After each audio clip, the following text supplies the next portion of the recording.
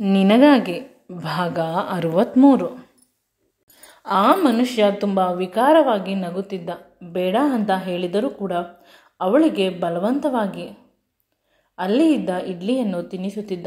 ನಾನು ಇಡ್ಲಿ ಇನ್ನೊಂದು ಪ್ಲೇಟ್ ತಂದು ಅವಳ ಕೈಗೆ ಕೊಟ್ಟರು. ನನ್ನ ಪ್ರೀತಿಯ ದಮಯಂತಿ, ನನ್ನ ಬಾಲ್ಯದ ಗೆಳತಿ, ಇವಳಿಗೆ ತಿನ್ನಿಸುವುದು ನನ್ನ ಕರ್ತವ್ಯ ಅಂತ ಹೇಳುತ್ತಿದ್ದಾಗ ದಮಯಂತಿ ಮೆತ್ತಗೆ ಹೇಳುತ್ತಿದ್ದಾಳೆ, ಇವರು ನನ್ನ ಗಂಡ ವಿಕ್ರಮ್ ಅಂತ, ದೊಡ್ಡ business man, Vikram group of ಕಂಪನಿಯ CEO ಅಂತ ಹೇಳಿದಾಗ ಆ ಮನುಷ್ಯನಿಗೆ ಸ್ವಲ್ಪ ಭಯವಾಗುತ್ತದೆ. ನನ್ನ ಗೆಳತಿ ಅಷ್ಟೊಂದು ಶ್ರೀಮಂತನನ್ನು ಮದುವೆ ಆಗಿದ್ದಾಳ ಅಂತ ಕಣ್ಣನ್ನು ಮಿಟುಕಿಸುತ್ತಾನೆ. ಆದರೂ ಕೂಡ ಅವನ ಚೇಷ್ಟೆಗಳು ಕಡಿಮೆ ಆಗಿಲ್ಲ. ನನಗೆ ತುಂಬ ಕೋಪ ಬಂತು. ಈ ದಮಯಂತಿಗೆ ಭಯವಾಗುತ್ತದೆ. ತುಂಬ ದಿನವಾದ ಮೇಲೆ ಇವನು ಸಿಕ್ಕಿದ್ದಾನೆ. ಈಗ ಸರಿಯಾಗಿ ಮಾತನಾಡಿಲ್ಲವಾದರೆ ವಠಾರದಲ್ಲಿ ನನ್ನ ಬಗ್ಗೆ ತುಂಬ ಕೆಟ್ಟದಾಗಿ ಹೇಳಿ ನಾನು ಸರಿ ಇಲ್ಲ ಅಂತ ಚಾಡೆ ಹಬ್ಬಿಸುತ್ತಾನೆ. ಇದರಿಂದ ಪಾರಾಗುವುದು ಹೇಗೆ ತಿಳಿಯುತ್ತಿಲ್ಲ. ವಿಕ್ರಮ್ ಕೋಪದಿಂದ ಅವಳ ಕೈಯಲ್ಲಿದ್ದ ಇಡ್ಲಿಯನ್ನು ಕಿತ್ತು ಎಸೆದು ಕಾರಿನಲ್ಲಿ ಕುಳಿತುಕೋ ಅಂತ ಹೇಳಿದ. ಅವಳು ಅಲ್ಲೇ ಇದ್ದ ವಾಟರ್ ಬಾಟಲ್ನಲ್ಲಿ ಕೈ ತೊಳೆದು ಕಾರಿನಲ್ಲಿ ಕುಳಿತುಕೊಂಡಳು. ವಿಪರ್ಯಾಸವೆಂದರೆ ಅವಳ ಗೆಳೆಯ ಕೂಡ ಕಾರಿನ ಹಿಂದೆ ಸೀಟಿನಲ್ಲಿ ಕುಳಿತುಕೊಂಡು ಬಿಟ್ಟ. ವಿಕ್ರಮ್ ಮತ್ತು ದಮಯಂತಿ ಎಷ್ಟು ಹೇಳಿದರೂ ಕೂಡ ಇಳಿಯುವುದಿಲ್ಲ. ಕೊನೆಗೆ ವಿಧಿಯಿಲ್ಲದೆ ಅವರಿಬ್ಬರು ಅವನನ್ನು ಕೂಡ ಆಸ್ಪತ್ರೆಗೆ ಕರೆದುಕೊಂಡು ಹೋದರು. ದಾರಿಯುದ್ದಕ್ಕೂ ಇವನು ಇಷ್ಟ ಬಂದಂತೆ ಏನೇನೋ ಮಾತನಾಡುತ್ತಿದ್ದ. ಕೊನೆಗೆ ಅವನು ಬಾಯಿ ತಪ್ಪಿ ಒಂದು ಮಾತು ಹೇಳಿಬಿಟ್ಟ.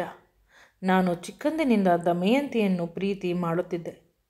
ಅವಳಿಗಾಗಿ ಪ್ರತಿದಿನ ವಿಧ ವಿಧವಾದ ತಿಂಡಿಗಳನ್ನು ನಮ್ಮ ಅಮ್ಮನ ಕೈಲಿ ಮಾಡಿಸಿಕೊಂಡು ತೆಗೆದುಕೊಂಡು ಹೋಗಿ ಅವಳಿಗೆ ತಿನ್ನಿಸುತ್ತಿದ್ದೆ. ಅವಳ ಚಿಕ್ಕಮ್ಮ ಅವಳಿಗೆ ಊಟ ಹಾಕುತ್ತಿರಲಿಲ್ಲ. ಅಮ್ಮ ಹೇಳಿದಳು, ನಿನ್ನ ಜೊತೆ ಅವಳಿಗೆ ಮದುವೆ ಮಾಡಿಸುತ್ತೇನೆ ಅಂತ. ಆದರೆ ಅವಳ ಅಕ್ಕನ ಮದುವೆ ತಪ್ಪು ಹೋಗಿ ಅವಳೇ ನಿಮ್ಮನ್ನು ಮದುವೆ ಆಗುವ ರೀತಿ ಆಯಿತು. ಇಲ್ಲವಾದರೆ ದಮಯಂತಿ ನನ್ನ ಜೊತೆ ಇರುತ್ತಿದ್ದಳು ಎಂದು ನಾನು ಅವಳನ್ನು ಮದುವೆ ಆಗುತ್ತಿದ್ದೆ. ನನ್ನವಳು, ಕೇವಲ ನನ್ನವಳು ದಮಯಂತಿ ಅಂತ ತುಂಬ ಎಮೋಷ್ನಲ್ ಆಗಿ ಹೇಳಿದ. ವಿಕ್ರಮ್ನ ಹೃದಯದಕ್ಕೆ ಯಾರೋ ಪಿನ್ನಿನಿಂದ ಚುಚ್ಚಿದಷ್ಟು ನೋವಾಯಿತು. ಅವನು ದಮಯಂತಿ ನನ್ನವಳಾಗಿರುತ್ತಿದ್ದಳು, ನನ್ನವಳು ಅಂತ ಹೇಳಿದ ಮಾತುಗಳು ನೋವಾಗುತ್ತಿತ್ತು. ಏಕೆಂದರೆ ಪ್ರತಿ ಬಾರಿ ದಮಯಂತಿಯ ಬಳಿ ವಿಕ್ರಮ್ ಹೇಳುತ್ತಿದ್ದ, ನೀನು ನನ್ನವಳು ನನ್ನವಳು ಅಂತ. ಇಂದು ಯಾರೋ ಬೇರೆಯವನು ವಿಚಿತ್ರವಾಗಿ ಇರುವವನು ನನ್ನ ಹೆಂಡತಿಯನ್ನು ನನ್ನ ಎದುರಿಗೆ ನನ್ನವಳು ಅಂತ ಹೇಳುತ್ತಾನೆ. ನಿಜವಾಗಲೂ ದುಃಖ ಆಗಲು ಶುರುವಾಯಿತು. ಕೋಪ ಬಂದರೂ ಕೂಡ ದಮಯಂತಿ ಎದುರಿಗೆ ತೋರಿಸುವ ರೀತಿ ಇರಲಿಲ್ಲ.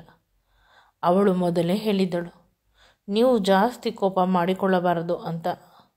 ಅದರ ಜೊತೆಗೆ ಅವಳ ಹಳೆಯ ಪ್ರೇಮಿಯನ್ನು ಏನನ್ನಾದರೂ ನಾನು ತರಾಟೆಗೆ ತೆಗೆದುಕೊಂಡರೆ, ಇವಳು ಬೈದುಕೊಂಡರೆ ಪ್ರತಿ ಸಲ ಇದೇ ರೀತಿ ಆಗುತ್ತದೆ. ವಿಕ್ಕಿ ವಿಷಯ ತಣ್ಣಗಾಗುವುದರೊಳಗೆ ಇವನ್ಯಾರೋ ಅಂತ ಅಂದುಕೊಂಡು ಬೇಸರ ಮಾಡಿಕೊಂಡ. ಮನಸ್ಸಿನಲ್ಲಿ 1000 ಪ್ರಶ್ನೆಗಳು ಇದ್ದರೂ ಕೂಡ ಆ ಪ್ರಶ್ನೆಗಳನ್ನು ಕೇಳಿದರೆ ಎಲ್ಲಿ ದಮಯಂತಿ ತನ್ನಿಂದ ದೂರವಾಗಿ ಬಿಡುತ್ತಾಳೆ ಅನ್ನುವ ಭಯ. ಸೂರ್ಯನಿಲ್ಲದೆ ಭೂಮಿ ಹೇಗೆ ಇರುವುದಿಲ್ಲವೋ ಅದೇ ರೀತಿ ದಮಯಂತಿ ಇಲ್ಲದೆ ವಿಕ್ರಮ್ ಇರುವುದಿಲ್ಲ. ಇವರಿಬ್ಬರ ಮಧ್ಯೆ ತುಂಬ ಭಯವಾಗುತ್ತಿರುತ್ತದೆ ದಮಯಂತಿಗೆ. ಎಲ್ಲಿ ದೊಡ್ಡ ಗಲಾಟೆ ಆಗುತ್ತದೆ, ಈಗಲೇ ಸಿಗಬೇಕಾ ನನಗೆ, ನನ್ನ ಹಣೆ ಬರವೇ ಸರಿಯಿಲ್ಲ, ನನ್ನ ಗ್ರಹಚಾರ ಸ್ವಲ್ಪ ಕೂಡ ಸರಿಯಿಲ್ಲ ಅಂತ ಅಂದುಕೊಳ್ಳುತ್ತಿದ್ದಳು. ಅವಳ ಮುಖ ಕಪ್ಪಾಗಿದ್ದು ಅದನ್ನು ಗಮನಿಸಿದ ವಿಕ್ರಮ್, ಪರವಾಗಿಲ್ಲ ಅವನು ಅಂದುಕೊಳ್ಳಲಿ ಅಂತ ಕಣ್ಣಿನಲ್ಲಿ ಸಮಾಧಾನ ಮಾಡಿದ. ಈಗ ಇವಳಿಗೆ ಸ್ವಲ್ಪ ಧೈರ್ಯ ಬಂತು. ಅವಳು ಫೋನಿನಲ್ಲಿ ಮೆಸೇಜ್ ಮಾಡಿದಳು ವಿಕ್ರಮ್ಗೆ, ನನ್ನ ಚಿಕ್ಕಪ್ಪನಿಗೆ ಹುಷಾರಿಲ್ಲದೆ ಇದ್ದಾಗ ಅವರ ಅಮ್ಮ ಕಿಡ್ನಿ ಕೊಟ್ಟಿದ್ದಾರೆ. ಅದು ಇವನ ಬಲವಂತಕ್ಕೆ ನನ್ನನ್ನು ಇಂಪ್ರೆಸ್ ಮಾಡಿಸಲು ಅವರ ಅಮ್ಮ ದೇಹದ ಒಂದು ಅಂಗವನ್ನು ಕೊಡಿಸಿದ್ದಾನೆ.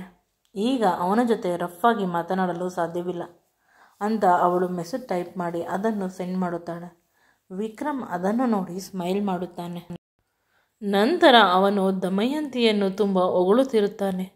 ಆಸ್ಪತ್ರೆ ಬರುತ್ತದೆ. ಅಷ್ಟರಲ್ಲಿ ಆ ಮನುಷ್ಯ ಕೆಳಗೆ ಇಳಿದು, ಇಲ್ಲಿ ನನ್ನ ಪರಿಚಯ ಇರುವವರು ಒಬ್ಬರು ಅಡ್ಮಿಟ್ ಆಗಿದ್ದಾರೆ, ಸರಿಯಾದ ಸಮಯಕ್ಕೆ ಕರೆದುಕೊಂಡು ಬಂದಿರಿ, ನನ್ನ ಆಟೋ ಚಾರ್ಜ್ ಉಳಿಯಿತು, ಥ್ಯಾಂಕ್ಸ್ ಅಂತ ಪುನಃ ದಮಂತಿಯ ಕೆನ್ನೆಯನ್ನು ಮುಟ್ಟಲು ಬಂದ. ಬೇಡ ಅಂತ ಕಣ್ಣುಗಳಲ್ಲಿ ಹೇಳುತ್ತಿದ್ದಾಳೆ. ವಿಕ್ರಮ್ಗೆ ತಡೆದುಕೊಳ್ಳಲು ಸಾಧ್ಯವಿಲ್ಲ. ಇವನಿಗೆ ಎಷ್ಟು ಧೈರ್ಯವಿದ್ದರೆ ನನ್ನ ಎದುರಿಗೆ ನನ್ನ ಹೆಂಡತಿಗೆ ಲೈನ್ ಹಾಕುತ್ತಾರೆ, ಅದರಲ್ಲೂ ಕೂಡ ಕೆನ್ನೆಯನ್ನು ಮುಟ್ಟಲು ಹೋಗುತ್ತಾನೆ ಅಂತ ಅವನ ಕೋಪ ಇನ್ನೂ ಜಾಸ್ತಿ ಆಯಿತು. ಇಂಥವರನ್ನು ಸುಮ್ಮನೆ ಬಿಡಬಾರದು ಅಂತ ಅವನ ಕೈಯನ್ನು ನುಲಿಯುತ್ತಾನೆ.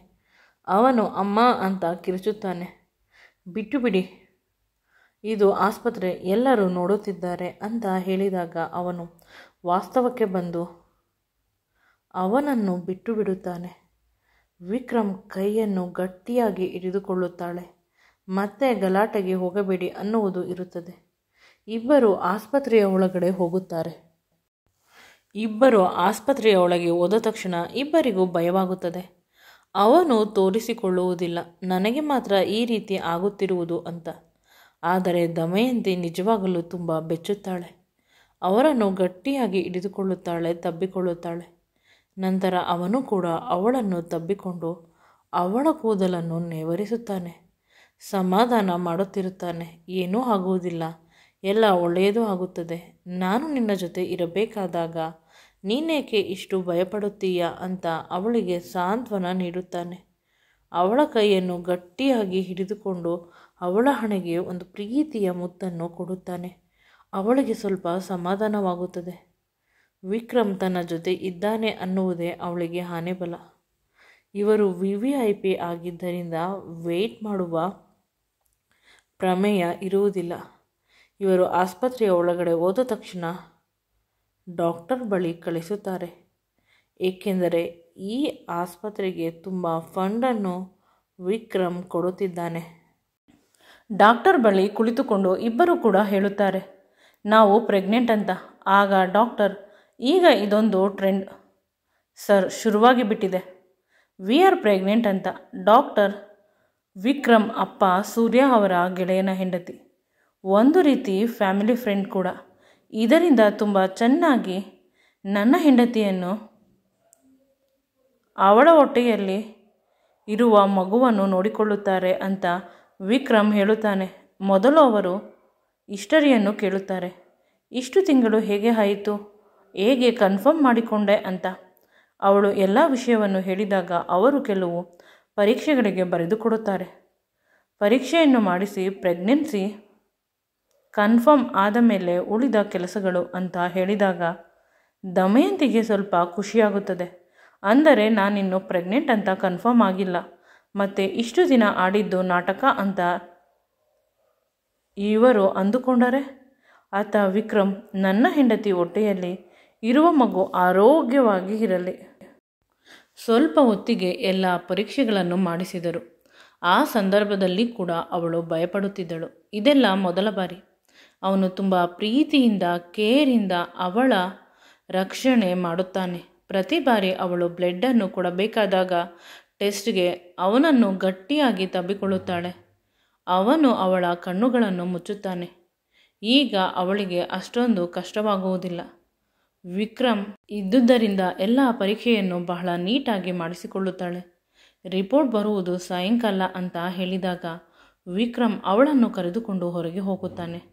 ಮನೆಗೆ ಬಿಟ್ಟು ಬಿಡುತ್ತೇನೆ ನಿನ್ನನ್ನು, ನಂತರ ಸಂಜೆ ಆಫೀಸ್ನಿಂದ ಬರಬೇಕಾದಾಗ ಎಲ್ಲ ರಿಪೋರ್ಟ್ಗಳನ್ನು ತರುತ್ತೇನೆ, ಪುನಃ ನಾಳೆ ಬಂದು ಎಲ್ಲ ರಿಪೋರ್ಟ್ಗಳನ್ನು ತೋರಿಸೋಣ ಅಂತ ಅವನು ಹೇಳುತ್ತಾನೆ. ಅವಳು ಸ್ವಲ್ಪ ಭಯದಲ್ಲಿಯೇ ಆಯಿತು ಅಂತ ತಲೆ ಅಲ್ಲಾಡಿಸುತ್ತಾಳೆ. ಅವಳನ್ನು ಅಲ್ಲಿಂದ ಪಾರ್ಕಿಗೆ ಕರೆದುಕೊಂಡು ಹೋಗುತ್ತಾನೆ. ಏನಾದರೂ ತಿನ್ನುತ್ತೀಯಾ ಅಂತ ಕೇಳಿದಾಗ ಈಗಲೇ ಬೇಡ ಅಂತ ಹೇಳಿದಳು. ಹೋಟೆಲ್ಗೆ ಆಮೇಲೆ ಹೋಗಿದ್ದರಾಯಿತು ಅಂತ ಪಾರ್ಕಿಗೆ ಅವಳ ಕೈಯನ್ನು ಮೃದುವಾಗಿ ಹಿಡಿದುಕೊಂಡು ಹೋಗುತ್ತಾನೆ. ಆದರೂ ಕೂಡ ಅವಳು ಒಂದು ರೀತಿ ಸಪ್ಪೆ ಮುಖ ಹಾಕಿಕೊಂಡಿರುತ್ತಾಳೆ. ಒಳಗೆ ಹೋದ ತಕ್ಷಣ ಅಲ್ಲಿ ನೋಡಿ ಇಬ್ಬರಿಗೂ ಖುಷಿಯಾಗುತ್ತದೆ. ಏಕೆಂದರೆ ಅಲ್ಲಿ ನೋಡಿದರೆ ಕಪಲ್ಸ್ಗಳು ಇರುತ್ತಾರೆ. ಹುಡುಗ ಹುಡುಗಿಯ ತೊಡೆ ಮೇಲೆ ಮಲಗಿರುತ್ತಾನೆ. ಹುಡುಗಿ ಹುಡುಗನ ತೋಳಿನ ಮೇಲೆ ಮಲಗಿರುತ್ತಾಳೆ. ಇನ್ನೂ ಕೆಲವರು ಒಬ್ಬರಿಗೊಬ್ಬರು ಮುತ್ತುಗಳನ್ನು ಕೊಟ್ಟುಕೊಳ್ಳುತ್ತಿರುತ್ತಾರೆ. ಒಂದು ರೀತಿಯ ಪ್ರೀತಿಯ ವಾತಾವರಣ ಆ ಪಾರ್ಕ್ನಲ್ಲಿ ಸೃಷ್ಟಿಸಿದೆ. ವಿಕ್ರಮ್ ಮತ್ತು ನನಗೂ ಇದು ಒಂದು ಒಳ್ಳೆಯ ಸ್ಥಳ ಅಂತ ಅನಿಸಿತು. ಒಳಗೆ ಹೋದಾಗ ಅಲ್ಲೇ ಇದ್ದ ಕಲ್ಲಿನ ಬೆಂಚಿನ ಮೇಲೆ ಇಬ್ಬರು ಕುಳಿತುಕೊಂಡೆವು. ಸ್ವಲ್ಪ ಹೊತ್ತು ಸುತ್ತಮುತ್ತಲಿನ ವಾತಾವರಣವನ್ನು ಗಮನಿಸುತ್ತಾ ಇದ್ದಾಗ, ಈ ವಿಡಿಯೋ ನಿಮಗೆ ಇಷ್ಟವಾಗಿದ್ದಲ್ಲಿ ನನ್ನ ಚಾನಲನ್ನು ಲೈಕ್ ಮಾಡಿ, ಶೇರ್ ಮಾಡಿ ಮತ್ತು ಸಬ್ಸ್ಕ್ರೈಬ್ ಮಾಡಿ. Thank you.